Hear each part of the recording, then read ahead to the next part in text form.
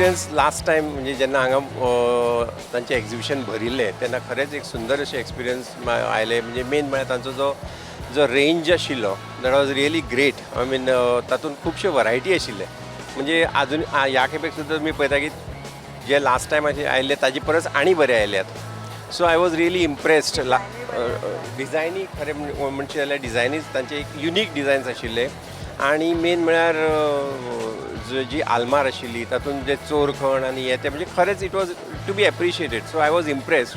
आनी तेन्नाच म्हजे चलयेचें लग्न ठरिल्लें. सो अशें जालें की जुळून आयलें. आमकांय सोफा जाय आशिल्लो, आमकांय कपाट जाय आशिल्लें. एट द सेम टायम ते जो पाटील जो तांचो मेन हेड आसा, ही इज व्हेरी कॉपरेटीव.